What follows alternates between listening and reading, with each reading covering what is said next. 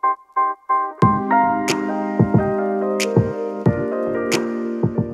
everybody, welcome back for another video. This time talking about shanks and hosel shots, okay? So let's first talk about how hosel shots and shanks happens and ways we can do to reduce the likelihood of it happening again in the golf swing.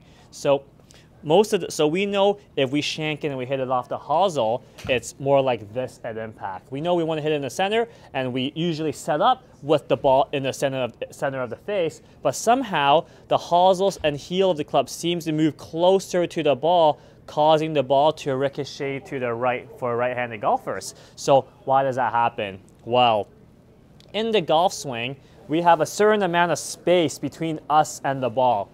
If this space gets compromised, i.e.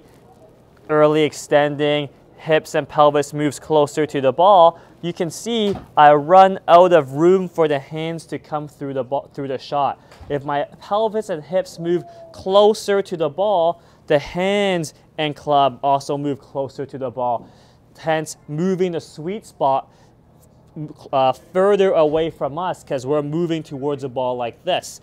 If we're here and we can somehow maintain our inclination, maintain our tush line, you can see I have tons of room to rotate through the ball, and the center of the club face can return to the ball pretty solid. If I run out of room, such as us doing this, you can see I have no more room to hit the ball. I may start shanking the ball unless I do some last second compensations, which is very tough to manage. So what we can do to help us reduce the likelihood of us doing this is to make sure we stay in the heel side of the feet.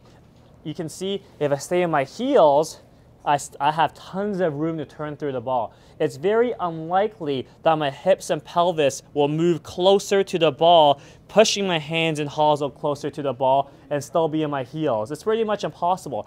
Anytime my hips and pelvis move closer to the ball, my weight starts shifting towards the toes. We want to make sure we stay in the heels to create that space to rotate, to create that space for the hands to come through so that the club can return to the ball in the center of the club face. So what we can do is this. Assuming your backswing stays the way it is and you want to just kind of get a quick fix to reduce the amount of shanks you get, what you can do is try your best to keep everything on the heels and just turn your weight towards third base, okay? If I go towards first base, you can see my weight goes towards my toes, everything starts moving closer to the ball, my hosel is gonna hit the ball.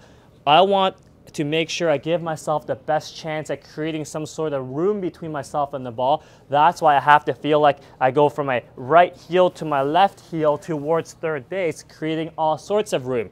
Kind of looks like this, okay? You can see I even fall backwards away from the ball, which is always my preferred loss of balance for almost all my clients. I always prefer my clients to lose balance away from the ball, if anything, because then I know they're rotating properly from heel to heel. They have tons of room between themselves and the ball, and that they're not going towards the toes. So hopefully that helps some of you guys. Try this out. Again, it's not a be-all, end-all fix. It's not going to make your swing perfect. But for those who just struggle with hitting too many heel and hosel shots and they don't want to do a complete change of the swing, this could be a good place to start. So hope that helps. At the end of the day, you have to do whatever it takes to get that hosel not moving towards the ball. So any questions, leave it in the comments below and we'll catch you guys next time. Thanks, guys.